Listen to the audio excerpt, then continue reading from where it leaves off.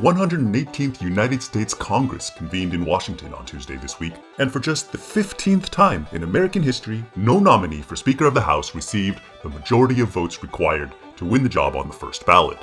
The last time that happened was a full 100 years ago, when it took 9 ballots before Massachusetts Republican Frederick Gillett finally won the job.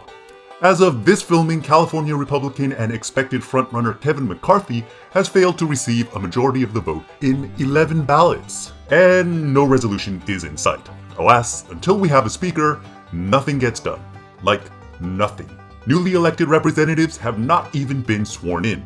But hey, that's humans for you. The Yeti and I prefer to resolve our differences by seeing who can throw a yak the farthest during a bomb cyclone. But that's neither here nor there. How about an amazing human fact?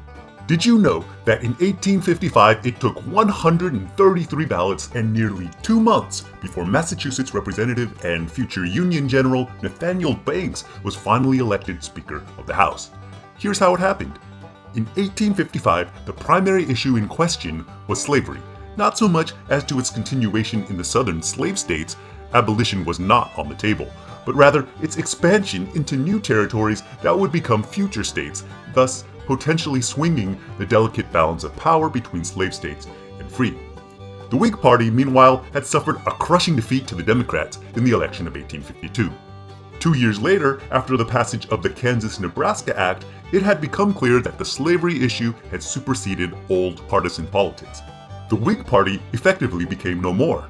In the South, the Democratic Party remained strong. In the North, however, anti-slavery Democrats, former Whigs, and a few members of the fledgling Republican Party united to form the Anti-Slavery Opposition Party.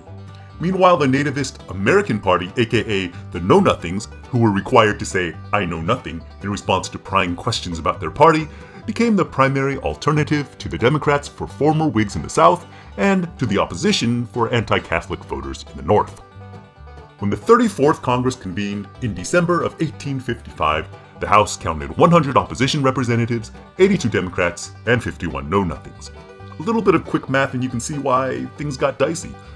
21 candidates were up for the job on the first ballot, including the frontrunner William Richardson of Illinois, a Northerner who appealed to the Southerners on the slave issue.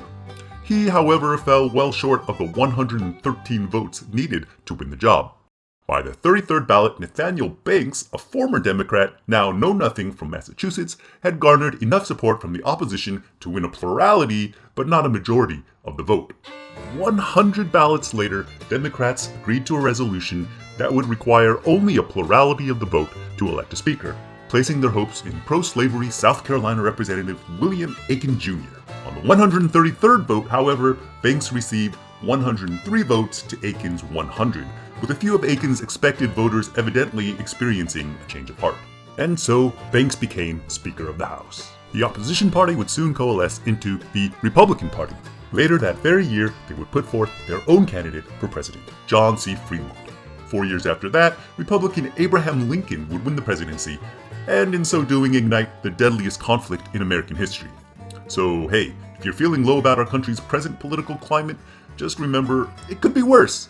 Meanwhile, the American Party would briefly morph into the Constitutional Union Party before disappearing completely during the Civil War, thus paving the way for the two-party system we have today. We'll be back with our regularly scheduled programming next Friday.